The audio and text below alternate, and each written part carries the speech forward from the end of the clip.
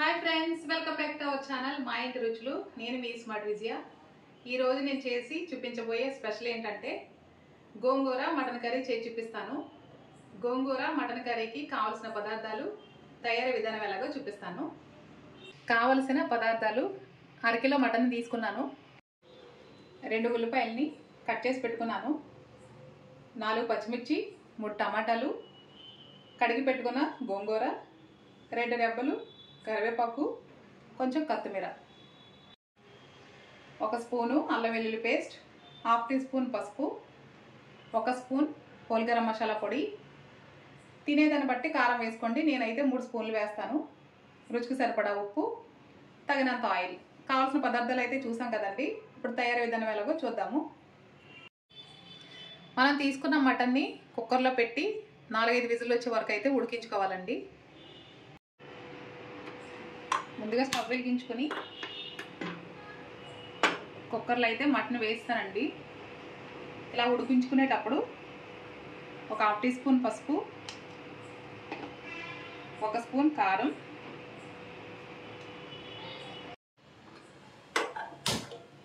Stove వెలిగించుకుని కడాయిని పెట్టేశానండి. తగినంత ఆయిల్ అయితే వేసుకుందాము.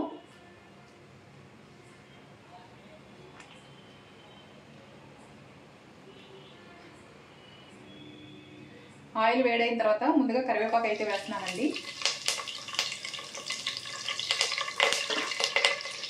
ఉల్లిపాయలు, పచ్చిమిర్చి కూడా వేసుకుని బ్రౌన్ కలర్ వచ్చేంత వరకు వేయించుకోవాలి.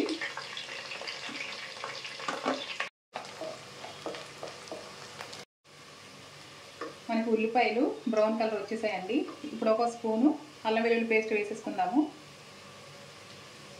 వేసుకుని ఒక 2 నిమిషాలు అయితే వేయించుకుందాము.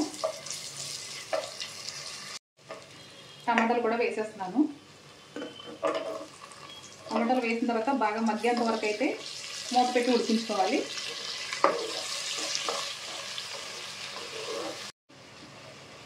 టమాటాలు బాగా మగ్గిపోయాయండి. ఇప్పుడు 1/2 టీ స్పూన్ పసుపు, 2 స్పూన్లు కారం,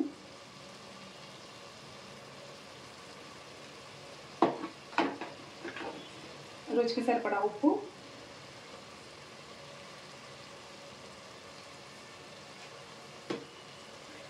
వేసుకున్న తర్వాత బాగా కలుపుకోవాలి.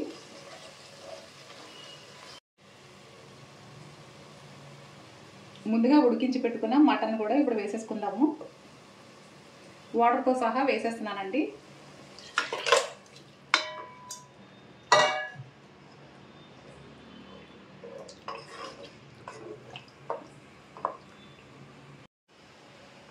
ఇలా ఒకసారి బాగా కలుపుకొని కొంచెం వాటర్ యాడ్ చేసుకోండి. వాటర్ యాడ్ చేసుకుని మూత పెట్టి ఒక 10 నిమిషాలు అయితే ఉడికించుకోవాలి.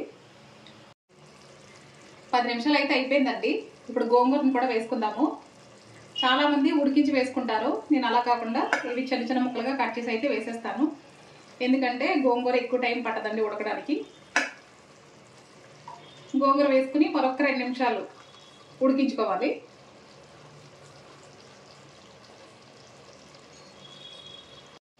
గోంగూర అయితే బాగా ఉడికిపోయిందండి. ఇప్పుడు హోల్ గరం మసాలా పొడి అయితే వేసేసుకుందాము. మసాలా వేసుకుని బాగా కలుపుకోవాలి. కలుపుకొని చివరిగా కొత్తిమీరని కూడా వేసుకుంటే ఎంతో టేస్టీగా ఉండే మటన్ కర్రీ అయితే మనకి రెడీ అయిపోయిందండి. గోంగూర మటన్ కర్రీ. ఈ రెసిపీ తప్పకుండా మీరు కూడా ట్రై చేయండి. ట్రై చేసి మీకు ఎలా వచ్చిందో కామెంట్ చేయండి ఫ్రెండ్స్. కర్రీ అయితే దగ్గరకు వచ్చిందండి. కొత్తిమీర కూడా వేసేసుకుని ఒక్క 2 నిమిషాలు మూత పెట్టుకుని స్టవ్ ఆఫ్ చేసేసుకుందాము. చూసారు కదండి, ఎంతో టేస్టీగా ఉండే గోంగూర మటన్ కర్రీ అయితే రెడీ అయిపోయింది. స్టవ్ ఆఫ్ చేసేసుకుని మీకు ఒక బౌల్లోకి అయితే తీసి చూపిస్తాను.